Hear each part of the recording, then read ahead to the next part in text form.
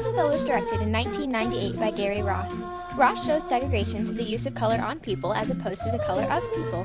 When knowledge becomes present in the confined town of Pleasantville, the oblivious citizens have to learn to adapt to the new changes brought to them through outside sources. We present you with Pleasantville. This scene takes place in geography class. This is the first day that Mary Sue is in her new school in Pleasantville.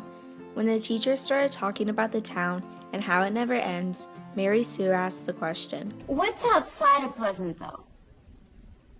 By the expression on the other kids' faces and the teacher's smirk, we can assume that Mary Sue's question was out of place and slightly idiotic. The end of Main Street is just the beginning again. Well, what's outside of Pleasantville? What's outside of Pleasantville? We know that this town is very small and no one has ever been in or out of it before. Gary Ross also uses the way that Mary Sue is sitting in her desk to help show the time difference between the characters. Mary Sue is slouched down in her seat like a normal 1990s kid might be, while her fellow classmates are sitting upright and in full awareness of what the teacher is saying. Weird, David. This place gives me the creeps. Do you know all the books are blank? What? Yeah, I was in the library and I looked and they have covers and there's nothing inside of them. While in Pleasantville, it became evident to Bud and Mary Sue that the books don't have words. Gary chose to write this into the movie because no one has been able to express their own thoughts. Therefore, being an author and writing a unique book isn't a thing. This scene takes place in the diner where Bud works after he showed knowledge that the people of Pleasantville never knew of. Because of this, they start to ask him questions. Once the citizens of Pleasantville begin to find their individuality, the words began to appear in the books. When they read the books, the citizens began to turn into color. By reading the books, the citizens are able to live through the lives of the characters in the books, which translate into their own lives. This is a big moment of change for the town. Not only does it allow the citizens to find their own unique story, but they also get to live the lives of the characters in the books as well, which causes them to change color.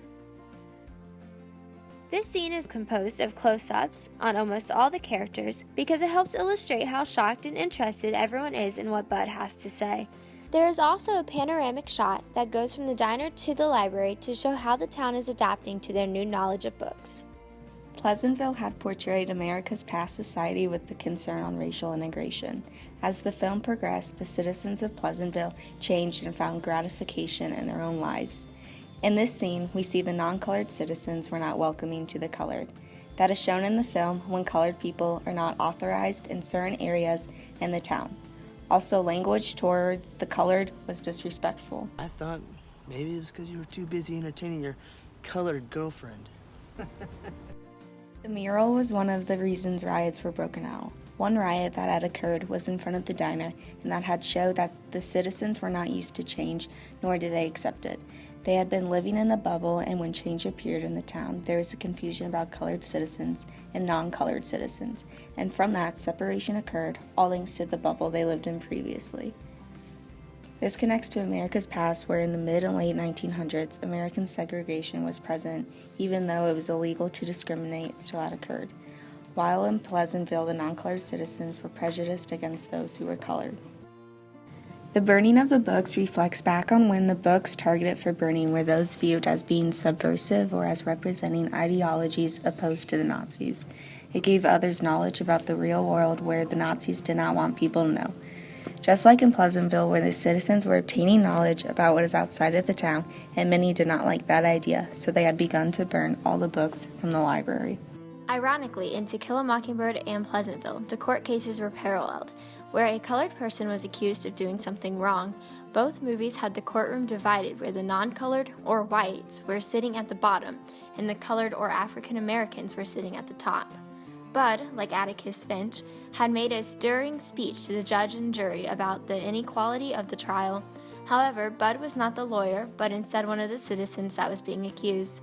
This court scene demonstrates how people in charge had wanted a utopian society, and that is why no one was able to have their own individuality. The film technique of a close-up was shown in the courtroom, displaying all of the citizens that were present, showing their emotions and facial expressions. Also, a low angle was shown of Bud to show that Bud was more convincing by having the judge turn into color. When knowledge becomes present in the confined town of Pleasantville, the oblivious citizens have to learn to adapt to the new changes brought to them through outside sources. Gary Ross was able to utilize film techniques and symbolic meanings in order to capture the essence of the film as a whole. Our scenes are most compelling compared to other scene choices because our scenes focus on the citizens being blind to what is outside of the town of Pleasantville, recreating America's past society.